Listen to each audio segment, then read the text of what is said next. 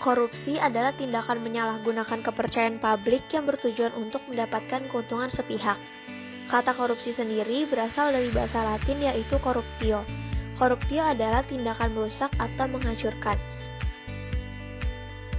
Sedangkan dalam Undang-Undang Nomor 31 Tahun 1999, korupsi adalah tingkah laku setiap orang yang dengan sengaja melawan hukum untuk melakukan perbuatan yang tidak baik, yang bertujuan untuk memperkaya diri sendiri atau orang lain atau suatu korporasi yang mengakibatkan kerugian keuangan terhadap negara atau perekonomian negara. Transparansi Internasional Indonesia mencatat bahwa uang rakyat yang berada dalam praktek APBN dan APBD ditolak oleh perilaku korupsi sebanyak 30 hingga 40%. 70% korupsi berada di sektor pengadaan barang dan jasa oleh pemerintah. Korupsi merupakan racun yang sangat berbahaya untuk keberlangsungan negara ini.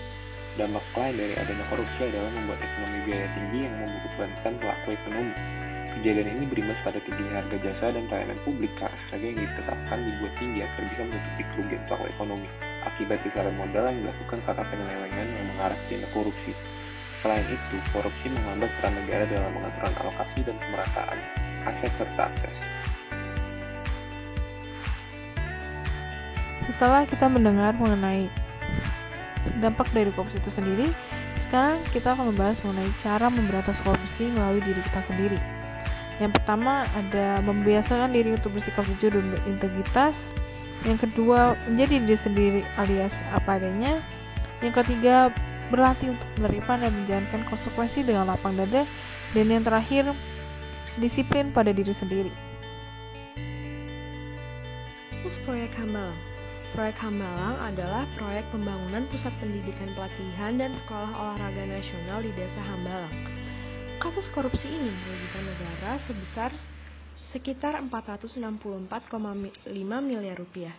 Terdakwa korupsi kasus ini adalah Direktur Utama PT Dutasari Citra Laras, Mahfud Suroso. Mahfud disebut bekerja sama dengan PT Adikarya untuk memenangkan proyek tersebut tanpa proses lelang. Perusahaan Mahfud kemudian ditunjuk sebagai subkontraktor dan menerima aliran dana sebesar sekitar 185,5 miliar rupiah.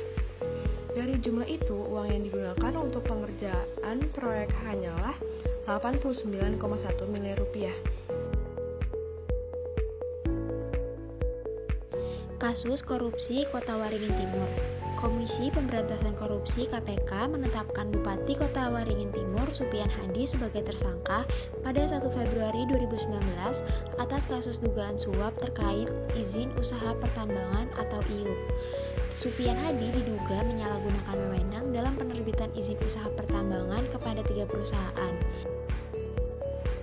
Atas penerbitan IUP itu, Supian telah merugikan negara hingga 5,8 triliun rupiah dan 711.000 dolar Amerika, setara dengan 9,9 miliar rupiah dengan asumsi kurs 14.000. Kasus ini merupakan kasus korupsi terbesar di Indonesia karena kerugian negara pada kasus ini mengalahkan kerugian negara pada kasus korupsi IKTP sebesar 2,3 triliun rupiah dan korupsi BLBI sebesar 4,58 triliun rupiah.